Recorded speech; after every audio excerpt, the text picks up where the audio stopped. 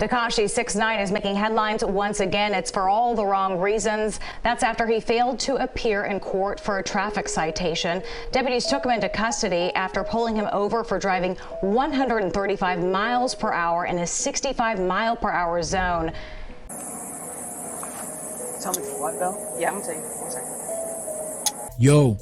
Yo, what's poppin'? It's your boy Jose, and you're tuned into another explosive episode of The Jose Show. Strap in tight because today we're diving deep into the chaotic world of one of the most controversial figures in hip-hop, Tekashi 6ix9ine. And trust me, this time he just took it straight into a whole new level of drama. So keep it locked, because this story is more twisted than a roller coaster at Six Flags. Just when you thought it couldn't get any crazier for 6ix9ine, the IRS, along with law enforcement from the Palm Beach Sheriff's Office, made a serious move. They showed up at his spot in Lake Worth, Florida. We're talking a full-on raid, seizing everything from luxury whips to personal items. And where was Tekashi? Not even stateside. The man was down in the Dominican Republic, where it seems he's been trying to dodge these escalating legal storms. He's been seen all over Dominican Republic with his toxic girlfriend, Yailin, the most viral, they call her.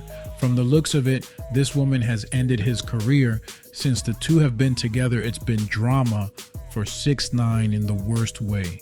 I'm not saying his rapping career was not bad already, but seems like he has been focused more on trying to bring her fame rather than working on his hip-hop album that he still owes his label. More on his girlfriend Yailin later. As we all know, she almost brought down Latin rapper Anuel AA, but we will get into that later. Now let's not forget where most of Tekashi 6ix9ine's bread is buttered. Despite all these legal headaches, the man's music is still his golden ticket. Right before he faced the music in court, Tekashi inked a staggering $10 million deal with 10K Projects. We're talking about a commitment to drop 2 albums under that label. It raises a big question, doesn't it? Can Tekashi 6ix9ine continue to thrive in the music biz under the weight of these heavy legal battles? And what does it mean for the label that's put up millions betting on his comeback story? This is more than just drama, folks. It's a high-stakes game of survival and legacy in the ruthless world of hip-hop. And here's another curveball in the Tekashi saga. Recent accusations are quite severe. He's been charged with physical and psychological violence against his girlfriend Yailin. This serious allegation has landed him in the Palace of Justice in Santo Domingo, where he's facing the music in a very different kind of spotlight. Now, this isn't just local police handling the matter. It's the Department of General Violence, specifically tasked with domestic violence cases, digging into these claims. That tells you the level of seriousness we're dealing with here. It's a situation that begs us to ask tougher questions, not just about Tekashi's future in music, but about his personal conduct and the impact it has on those around him. How will these charges affect his career, especially with a $10 million music deal hanging in the balance? Can his image endure yet another hit, or is this the final straw that breaks his public persona? Let's look into this a little further. The IRS seizure of Tekashi 6ix9ine's assets likely stems from his failure to comply with tax laws or financial obligations that may include unpaid taxes, fines, or penalties. When an individual fails to settle their tax debts, the IRS has the authority to initiate a levy, which legally allows them to seize property to cover the debt. This can include garnishing wages, taking funds from bank accounts, or seizing and selling tangible assets like vehicles, real estate, and other personal properties. In the case of Tekashi 6ix9ine's, the IRS raid on his home and the subsequent seizure of his assets, including luxury vehicles, would typically occur after multiple notices and warnings to resolve the outstanding debt. Such enforcement actions are taken to recover taxes owed and are not undertaken lightly, indicating significant and unresolved tax issues. The process begins with the IRS assessing the tax liability and then sending a notice in demand for payment. If the taxpayer either ignores or refuses to pay the debt, the IRS follows up with a final notice of intent to levy and a notice of your right to a hearing at least 30 days before the levy is executed. If there's no adequate response or arrangement made after this point, the IRS proceeds with the levy. And I don't think he can hide his money at this point. Assets held by someone else but belonging to the taxpayer, like wages or rental incomes, can also be levied. The IRS can seize physical assets directly and sell them at auction to recover the amount owed. The severity of this action taken against Tekashi underscores the serious nature of his financial and legal troubles. How much money you think they can get for his fancy whips? Have you seen them? They're in pretty bad shape, I'm sure not much. This tale of Tekashi is far from over. He also finds himself embroiled in multiple legal battles that underscore his complex and controversial status in the entertainment industry. Currently, Hernandez is at the heart of a lawsuit between competing vape companies, Dummy Vapes and Fume, over his endorsement deals, which have created significant market confusion. Hernandez's troubles compound as he also faces a staggering $9.8 million judgment from a separate civil trial where he failed to appear. The judgment resulted from an incident where he allegedly threw a champagne bottle in a Miami strip club, striking dancer Alexis Salaberios.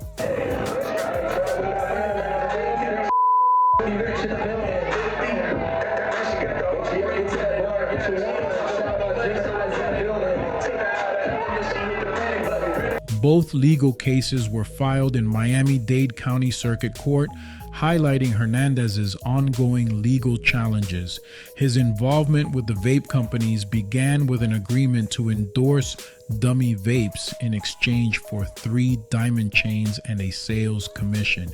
However, the relationship soured when Fume allegedly enticed Hernandez with a $1 million contract, complicating his endorsements and leading to a lawsuit from Dummy Vapes. They accuse Fume of interfering in their business by hiring Hernandez and his girlfriend, Yaylene, the most viral, to endorse competing products. Fume also paid rapper Kodak Black $1 million to collaborate with Hernandez and Yaylin on the song Shaka Laka.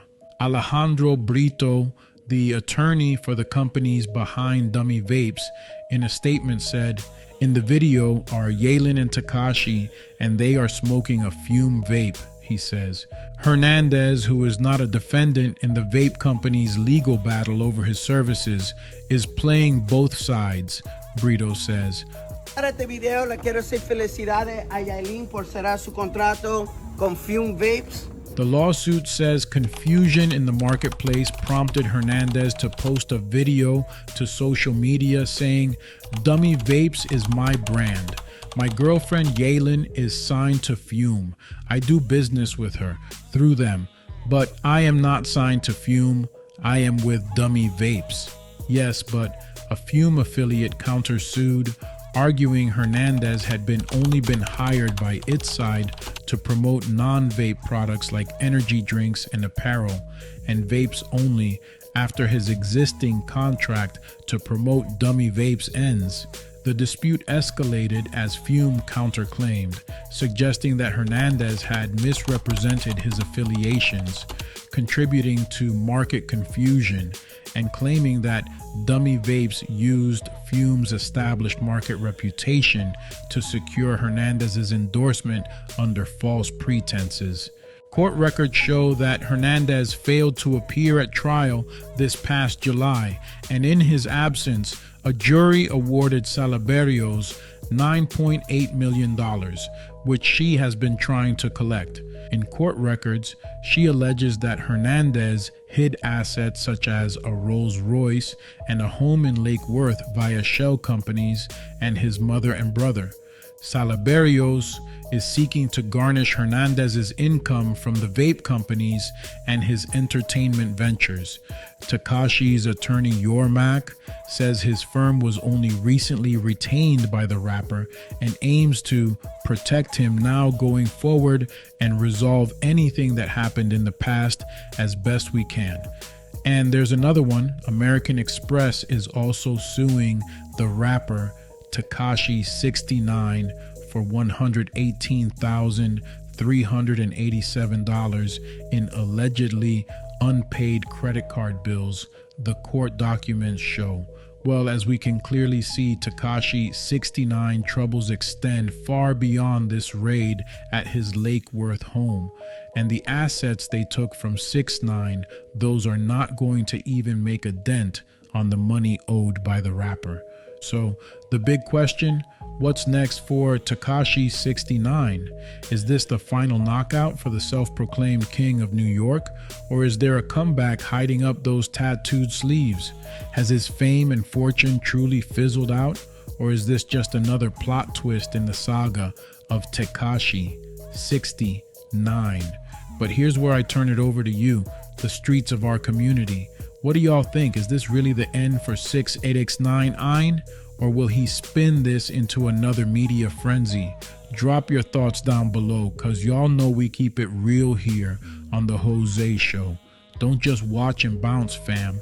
Hit that like button, smash subscribe if you haven't already, and ring that bell so you don't miss out on any of our deep dives into the most electrifying news in hip-hop. Your boy Jose's got the stories that get you talking, and trust me, you don't want to miss what's coming up next. Until next time, keep it locked right here. Stay real, stay aware, and peace out.